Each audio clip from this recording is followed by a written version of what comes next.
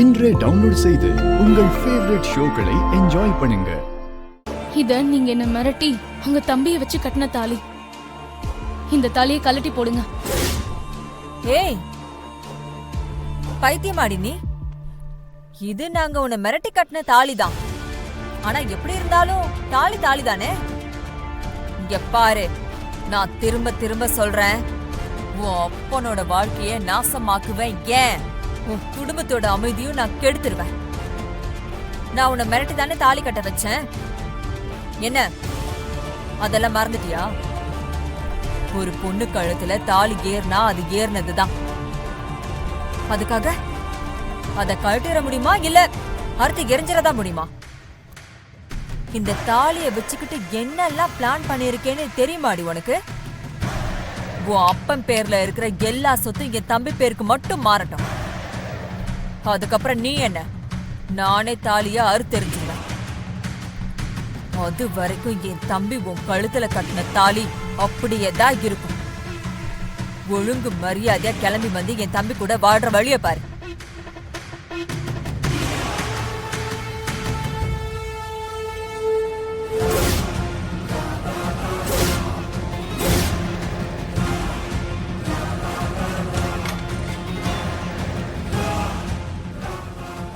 வா வா, வெளியே வா.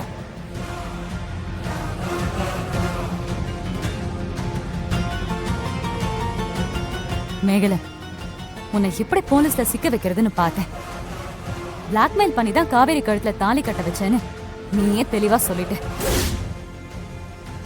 இந்த ஒரே ஒரு வீடியோ போதும், உன் தம்பியோட சேர்த்து உன்னையும் தூக்கி உள்ள வச்சிடலாம். என்ன பண்ணலான்னு சொல்லு. பாரு, நான் மேல கொலை வெறியில இருக்கேன்.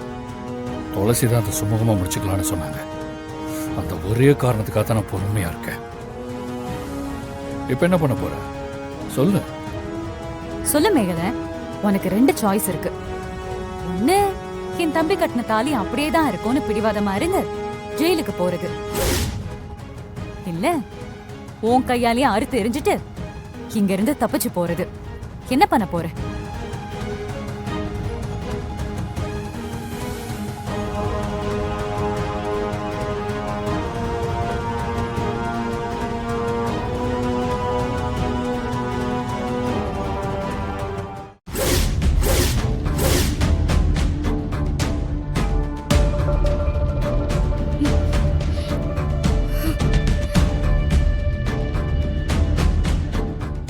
ஏய், உன்னை உடனே இங்கிருந்து அனுப்ப முடியாது.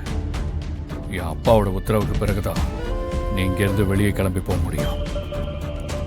அது வரைக்கும் இங்கேயே கடை. துளசி, வாங்க, அப்பாவை பார்த்து பேசலாம். இந்த வீடியோ என்கிட்ட எப்பவும் இருக்கும். நீ ஏதாவது பிரச்சனை பண்ணலாம் நினைச்சேன்னு வை, இந்த வீடியோ போலீஸ் கைக்கு போகும். நீ கேடிங்கிறது உண்மைதான், ஆனா அதுக்காக உனக்கு புத்தி ஜாஸ்தின்லாம் நினைச்சுக்காது. எப்பவுமே நல்லவங்களுக்கு தான் அறிவு ஜாஸ்தியா இருக்கும். அண்ணி